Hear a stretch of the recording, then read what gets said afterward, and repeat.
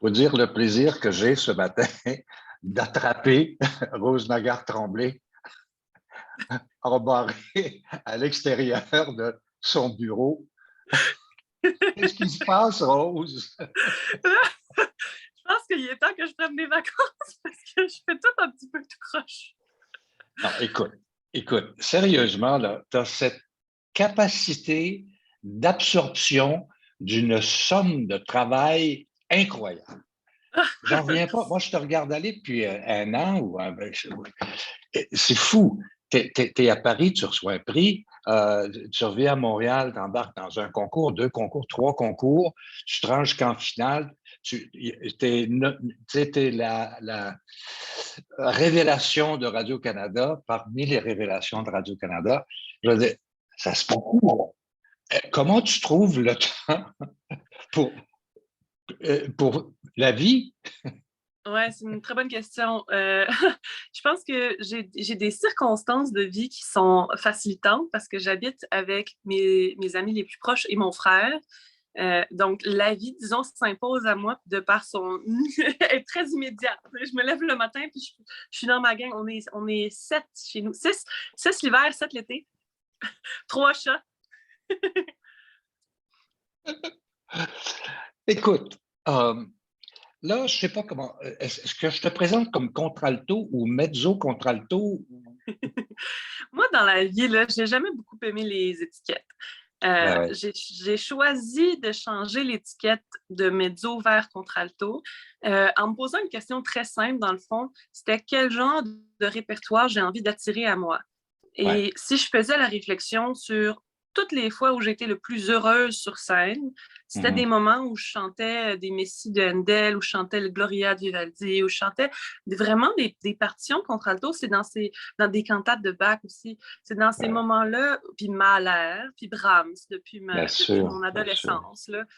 C'est des œuvres qui me sont toujours tombées presque immédiatement dans la voix et que, dans le fond, tous les efforts puis la passion que j'y ai mis par la suite, ça devient du peaufinement, ça devient Ouais. du travail en subtilité. Et c'est comme, tu sais, j'approchais les 30 ans là, cette année. Mm. C'était l'heure des questions existentielles. Puis, tu sais, j'ai aussi fait une grosse tournée d'audition cet hiver. Puis là, il a commencé à y avoir des propositions de rôles qui découlaient de ça. Puis c'était comme pas les bons rôles. On m'offrait des rôles, Ça. puis c'était pas ça que je voulais faire. C'était pas, j'étais pas, j'avais pas hâte de partir, j'avais pas envie de dire oui. Puis là, je me suis dit, Mhm. il y a quelque chose qui cloche dans la façon que je me présente. Puis c'est là que j'ai pris cette décision-là, finalement, avec mon équipe, avec ma prof, en cohérence avec le travail qu'on faisait déjà depuis 2 ans. Là. C'est curieux parce que dans les notes que je me suis que j'ai prises avant qu'on se parle, il y a cette immense capacité de travail, oui, une ambition qui est peu ordinaire, un désir qui est très, très présent. Et, et je vais t'avouer un secret. OK? Hier soir, j'ai écouté un concert où Marie-Nicole Lemieux chantait Jeanne d'Arc. Et Jeanne d'Arc, c'est spécial. Mais j'ai passé le temps à penser à toi, très Oh. souvent. Parce que je me disais qu'en quelque part, c'est là que tu dois habiter. Tu sais, Mm. oui, tu es une femme d'opéra, mais en même temps, tu es une femme de récital. Parce que Mm-hmm. tu as cette capacité inouïe d'être très, très présente devant Mm. un orchestre. Et ça, c'est une Ah, grande qualité. merci. Merci beaucoup. Mais ça me touche tellement ben déjà qu'en passant à Marie-Nicole, tu puisses penser à moi parce que je l'admire depuis mon adolescence. Je me rappelle encore une émission que j'avais écoutée à Tout le monde en parle où elle était passée, puis elle-même s'était fait poser la question pourquoi contralto? Puis ça m'avait beaucoup parlé. C'est fou, là, ça fait longtemps, j'étais quand même toute jeune, puis je pense que j'avais même pas encore choisi de devenir chanteuse d'opéra à ce moment-là. Mhm. Puis ça m'avait beaucoup inspirée parce que j'entendais une femme libre dans son discours. C'est une femme qui était en train de construire son propre chemin. Totalement. Mm. Totalement. Et c'est ce que tu es en train de faire, Rose. Tu es en C'est ce train que de je vois, bâtir je ton pense que propre oui. chemin. C'est ça. Et je sais que tu as des velléités de composition, de compositrice. Tu veux écrire ton matériel. Tu veux Oui. interpréter des choses qui sont très près de toi. Mm. Alors, comme tu disais, tu arrives à 30 ans. c'est l'heure des choix. Tu Je sais, les ai eus, les 30 ans. mais quand même, tu sais, c'est une période importante là, dans ta carrière parce que tu passes de l'atelier lyrique d'une certaine façon, d'une certaine émergence, vers quelque chose qui va prendre solidement forme. Oui, tout à fait. Puis j'essaie d'instaurer quelque chose qui me ressemble. D'ailleurs, à l'atelier lyrique, je donne une formation à chaque année aux artistes qui entrent à l'atelier. Depuis ma sortie, en fait, je donne cette formation-là. Ça s'appelle Own Your Narrative. C'est une Ah ouais? formation sur l'écriture de son matériel promotionnel. Donc, l'écriture de ta bio, l'écriture de ton CV, l'écriture aussi de ce qu'on envoie aux journalistes pour se Hmm. présenter, des communiqués de presse, mais aussi la préparation aux entrevues. C'est une Je leur pose la question justement, c'est quoi l'histoire que tu veux raconter? Si dans 50 ans, on était en train de parler de ta carrière, qu'est-ce qu'on dirait? Parce que j'essaie d'emmener les artistes à faire cette prise de position-là, qui est c'est quoi le travail que tu veux emmener vers toi? Il est où ton bonheur à toi? Parce que je pense sincèrement qu'on peut juste être efficace pour notre forme artistique si on préserve notre authenticité et notre bonheur. Puis le but, c'est ça, dans le fond, là, c'est de continuer de contribuer à un mouvement, à un courant artistique qui est plus grand que nous. Puis pour faire ça, ben, il faut être sûr d'être à la bonne place. C'est moins important de se mettre en scène que d'être soi-même. Mm. C'est Ben, je ça que pense ça qu'on ne peut revient à pas dire. rien gagner autrement que comme soi-même. D'ailleurs, la semaine dernière, j'étais tellement heureuse au Prix d'Europe de pouvoir concourir à nouveau avec Healing, le cycle que j'ai composé avec Éric Champagne. Tu sais, c'est Oui. de voir qu'il y a de la place dans les concours chez nous, parce qu'à l'OSM aussi, je l'ai chanté en demi-finale, et au concours au Prix d'Europe, je l'ai chanté en demi-finale et en finale. Donc, de sentir cette écoute. Puis d'ailleurs, après la remise des prix, là, on a eu la chance d'avoir des conversations avec les jurys. Puis le commentaire qui revenait de chaque jury, c'était à quel point cette pièce-là les avait touchés. Ils m'ont même confié qu'après ma demi-finale, ils étaient partis avec mes partitions, parce qu'on met toutes nos partitions dans des cartables. Ils étaient partis avec pour les garder, pour pouvoir les relire. Puis ça, Ouais. c'est comme le plus grand cadeau, le plus grand bonheur qu'on pouvait pas me faire. Ça, c'était drôle, par contre, parce que le jour de la finale, je les cherchais partout. Puis je me demandais bien qu'est-ce qui s'était passé avec mes partitions. Où sont mes passions? C'est Mais trop il drôle. n'y a pas plus grand bonheur finalement que de se faire dire ton œuvre nous a touchés, on Hmm. reconnaît l'artiste que tu es. Euh, Ça, pour moi, ça a une plus grande valeur Ben, c'est finalement ça. qu'une remise de prix. La remise de prix à l'aide, on s'entend. C'est ce qui va m'aider à établir mon. Et l'année prochaine, là, je vais faire des allers-retours Montréal-Paris pas mal souvent. Fait que ça en prend des prix Ah, pour financer ça, évidemment. ben, c'est sûr, c'est sûr. Puis c'est un peu la raison pour laquelle vous embarquez dans des concours aussi fous que celui du concours Montréal International, Oui. tu sais, puis le Prix d'Europe et tout ça. Ce sont des concours qui sont d'une certaine façon des musts, parce que c'est une façon de vous donner les moyens d'aller réserver, d'acheter des billets d'avion, de réserver des hôtels, puis d'aller passer des Exact. auditions dans des maisons prestigieuses en Europe. On a des maisons prestigieuses ici, mais Mhm. il y en a moins ici qu'il y en a là-bas, tu sais. Alors, Oui, ben je c'est ça. peux tout très C'est un bien modèle de comprendre. carrière qui, depuis toujours, s'illustre à l'international. Je pense qu'il faut comme aller chercher les contacts pour ça. Dans les rôles que tu as tenus à date, Mm. c'est quoi qui. Est-ce que c'est ton travail avec Éric Champagne? Est-ce que c'est ta rencontre avec une metteuse en scène? Euh, c'est quoi?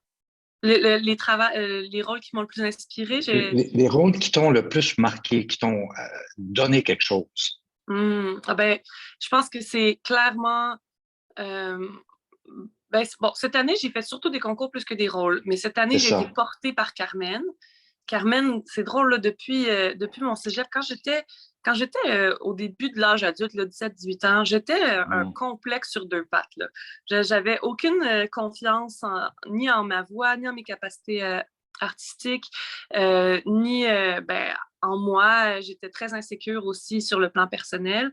Puis les premières fois qu'on m'a confié des rôles comme Carmen ou des rôles de femmes fortes, sensuelles, pour moi, c'est très anxiogène. Là. C'était comme il fallait que je me réconcilie avec ma propre sensualité, puis je savais pas du tout par où passer. Puis c'est des rôles qui m'ont accompagnée dans mon chemin de femme, au-delà finalement de. Ah, c'est une photo du Hip Opera. Ouais, c'est ça. Donc, au-delà de l'accompagnement artistique qui est évidemment énorme, mais c'est des rôles aussi, Carmen, c'est un rôle qui n'est pas très, très taxant sur le plan vocal. Donc, Mhm. c'est un rôle qui nous permet de vraiment prendre nos ailes comme interprète. Mhm. Ça, c'est la fille du tambour-major avec l'Opéra Bouffe du Québec. Non, je voulais tout simplement mettre ça à l'écran pour montrer la diversité des choses que tu as faites jusqu'à maintenant. C'est un Mm. infime parti, là, si on veut, mais c'est quand même une indication de tes capacités. Maintenant, je t'ai posé la question des rôles que tu retiens, que tu as déjà Ouais. interprétés, et des rôles à venir. Vers où tu t'en vas avec ça? Mais là, j'ai le grand bonheur là, d'avoir pu confirmer que je vais chanter dans l'Or du Rhin de Wagner en Wow! 2023. Donc, je vais commencer mes débuts en Allemagne dans le rôle de Erda. C'est quand même pas pire. Aïe, Ouais, aïe, aïe.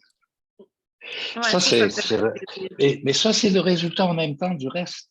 Comprends-tu? Mhm. La Ouais, de ce somme qu'on de a travail que semé. tu as mis là-dedans, tu sais. Et le Mm. fait aussi que tu t'assoies puis que tu écrives tes propres chansons puis que tu Ouais. fasses ta propre musique et que tu sois à ton piano et tout ça, c'est la somme de ça qui te garantit la suite des choses d'une certaine Mm. façon.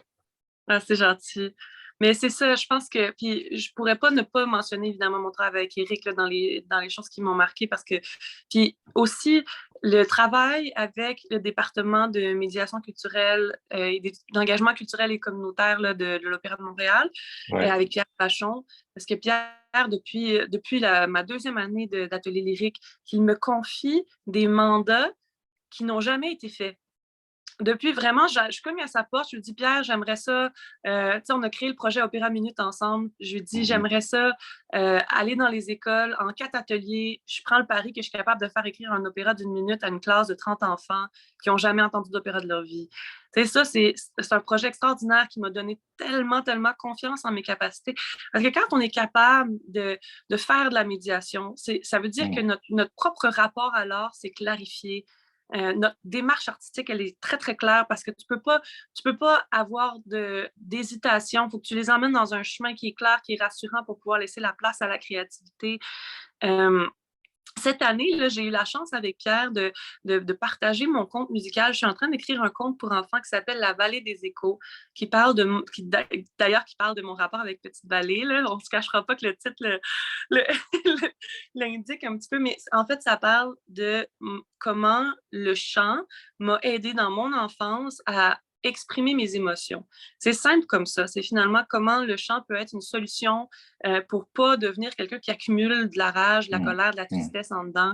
Comment on fait pour... Puis ça parle beaucoup finalement de c'est quoi l'écoute, c'est quoi la place qu'on fait à la communication, au partage identitaire aussi, multiculturel. Et j'ai eu la chance cette année de partager ce processus créatif-là avec au-dessus de 1000 enfants à travers le Québec. Wow! Ça, c'est Quand toutes les. même! Oui, grâce à des partenariats avec la BANQ, la CSSDM, l'École en réseau qui nous a permis justement d'aller faire des rencontres en ligne là, avec des centaines d'enfants en même temps. Puis je leur partageais ça, je leur partageais le chemin de l'expression de soi, la culture opératique, puis mes propres doutes aussi.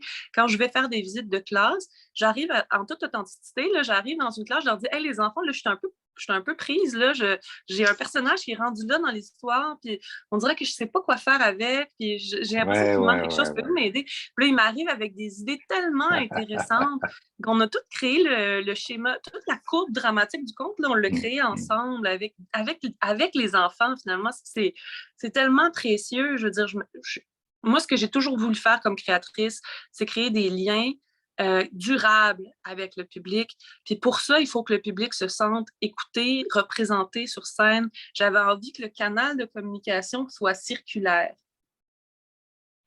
Génial. Écoute, Rose, merci pour ton temps.